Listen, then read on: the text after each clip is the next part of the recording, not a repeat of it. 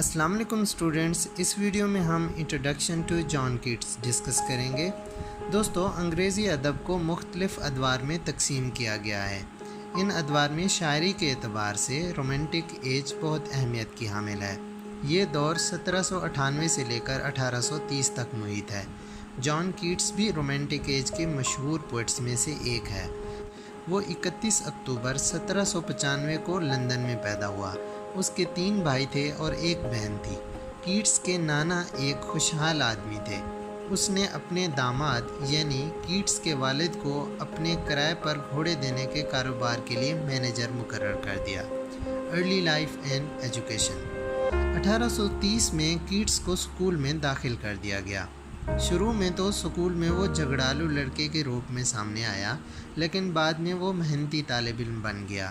پڑھنے کا شوق اتنا بڑھا کہ کچھ عرصے میں ہی اس نے کافی کچھ پڑھ ڈالا۔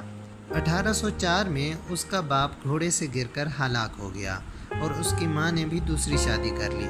ان کے سوتیلے باپ نے ان کے والد کی جائیداد بیچ ڈالی اور انہیں چھوڑ کر کہیں غائب ہو گیا۔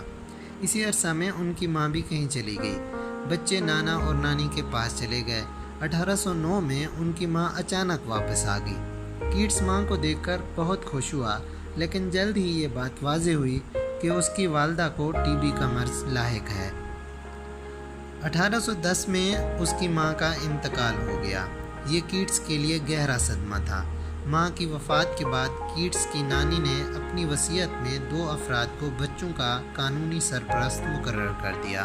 اپرینٹس شپ۔ کیٹس سرجن یا فارماسسٹ بننا چاہتا تھا۔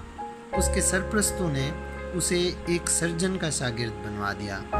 1816 میں ہی اسے پریکٹس کا لائسنس مل گیا، لیکن اس نے سنجیدگی سے کبھی پریکٹس نہ کی، کیونکہ شاعری سے محبت ہی اس کا اولین مقصد تھا۔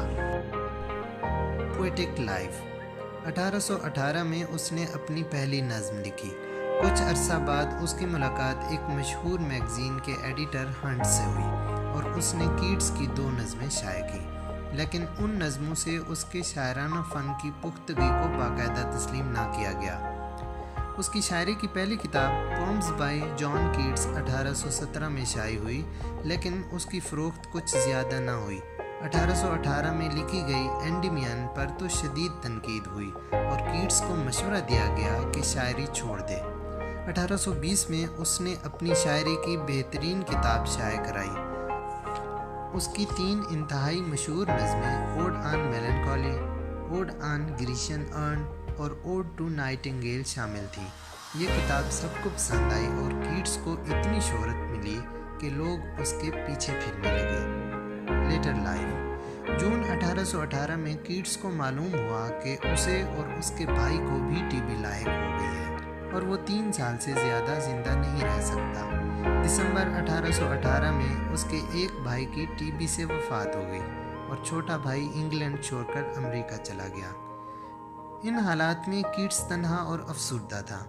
اس کے علاوہ اس کو ایک لڑکی فینی براؤن سے محبت ہو گئی اور منگنی بھی ہو گئی، مگر خراب صحت اور حالات کی بنا پر کیٹس اس سے شادی نہ کر سکا۔ ڈیتھ۔ 1820 میں اس کی بیماری بگڑنا شروع ہو گئی۔ کھانسی کے ساتھ خون بھی آنے لگا۔ اس کے دوستوں نے سوچا کہ اس کو اٹلی بھیج دیا جائے، جہاں کی آب و ہوا نسبتاً گرم ہوتی ہے۔ اٹلی پہنچنے سے قبل جس جہاز میں وہ سوار تھے، اس کو ساحل سے دور قرنطینہ میں رکھا گیا، کیونکہ ان دنوں یہ افواہ تھی کہ انگلینڈ میں ہیضے کی وبا پھیلی ہوئی ہے۔ سفر اور قیام نے مزید حالت بگاڑ دی۔ دسمبر میں کیٹس نے بیماری سے تنگ آ کر خودکشی کرنے کی بھی کوشش کی، مگر دوست نے اسے بچا لیا۔ تھوڑی ہی عرصے بعد 23 فروری 1821 کو کیٹس اٹلی میں ہی فوت ہو گیا۔ اسے اٹلی کے ہی شہر روم میں دفن کر دیا گیا۔ دوستو، یہ تھا انٹروڈکشن ٹو کیٹس اور کیٹس کی بایوگرافی۔ نئی ویڈیو میں ایک نئے ٹاپک کے ساتھ ملتے ہیں، تب تک اجازت، اللہ حافظ۔